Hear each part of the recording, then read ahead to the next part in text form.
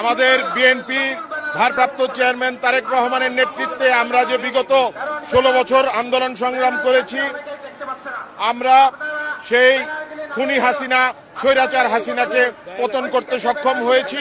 তাই আজকে আমাদের জন্য এটি খুব আনন্দের একটি দিন। আপনারা দেখতে পাচ্ছেন যে মানুষ আনন্দ উল্লাস করছে এবং এখানে আজকে ঢাকার রাজপথ বিএনপির নেতাকর্মীতে পরিপূর্ণ। আমরা আজকে বিজয় র্যালি করব এবং আজকে আমরা যাদেরকে আমরা হারিয়েছি, এই শহীদ ভাইদেরকে এই আন্দোলন সংগ্রাম করতে দিয়ে তাদের রুহের মাগফিরাত কামনা করছি।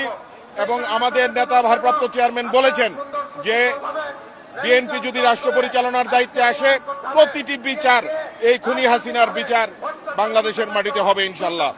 আমরা বর্তমান অন্তর্বর্তীকালীন সরকার এবং ডক্টর ইউনূস সাহেবকে ধন্যবাদ জানাই যে উনি বাংলাদেশের বহুল প্রতীক্ষিত, মানুষের যে প্রতীক্ষিত নির্বাচন, সেই নির্বাচনের একটি সময়সূচি উনি ঘোষণা করেছেন।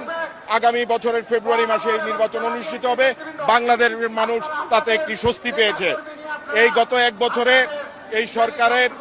এই সরকার ফ্যাসিবাদ বিরোধী আন্দোলনের পর সকল রাজনৈতিক দল মিলেই গঠন করেছিল এবং এই সরকার সেভাবে পারফরমেন্স করতে পারে নাই, দেখাইতে পারে নাই।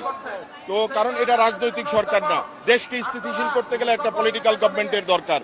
ইনশাল্লাহ আগামী নির্বাচনে মানুষ ধানের শীষকে ভোট দিবে এবং বিএনপি আগামীতে রাষ্ট্র পরিচালনার দায়িত্বে